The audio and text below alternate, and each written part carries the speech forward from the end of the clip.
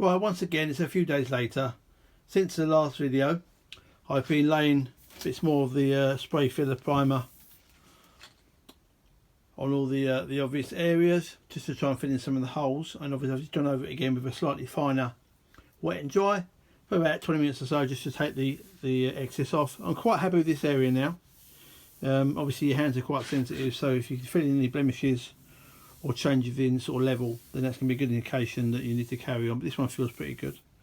This one doesn't feel too bad at all now, although there is actually a little air hole there. I did notice it when I was trying to put the spray primer on, and these holes are so small. I'm not sure if it's the surface tension or the capillary action, whether it just won't go in to these areas here. I've also got another one here. So what I'm going to do now is to try and see if I can get any filler into that little bit there. Then obviously if I can fill it up at all, I might have to make it a little bit bigger to actually get anything in it at all. If I can get anything in it, obviously then I can maybe get the filler primer to stick to it. And likewise here, I should be able to get to that bit okay. Again, I'm quite happy with that one. I know there are still some style glazing in here that I've got to attend to. I'm just trying to sort out one bit at a time. So that bit's okay, this bit's coming along, this bit's okay. Just going underneath. Again, this bit's come out not too bad now. Still feel a little bit of that, so I might have to do a bit more work on that yet. And underneath, again, it's not too bad.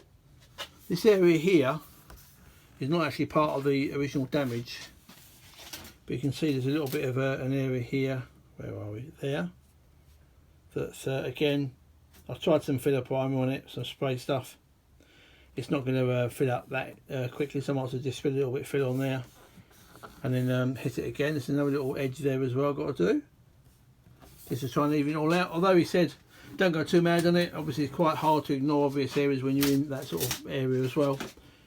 And yeah, obviously I've got to come around here later on and try and tackle the cracks around the indicator hole, and as you said before, there's some cracks around here that I'll tackle later on.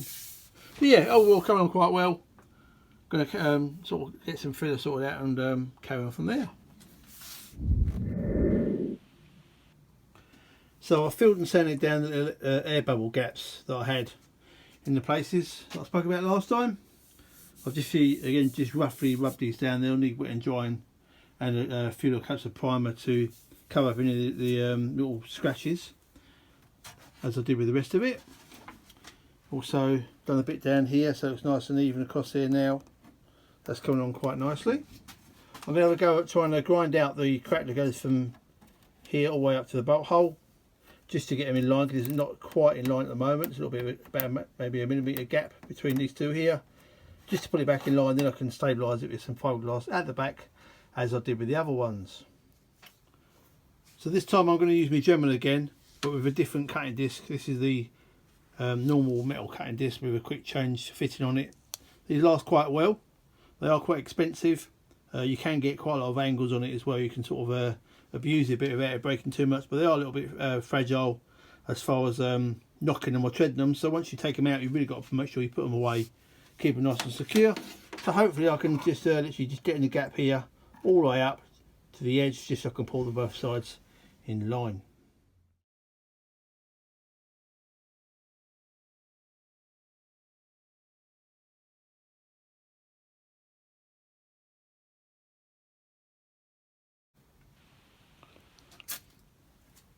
Right, as you can see, I did do the fiberglass on the inside edge yesterday.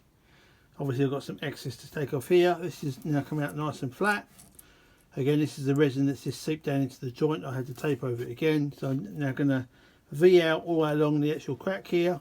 Maybe enough to get a little bit of fiberglass matting in, maybe. I might go right down so you can see the repair stuff that I've actually put on. You'll see it from the top. It gives me enough room to get up a couple of layers of the matting on, and then just be a thin skim of filler as it was elsewhere.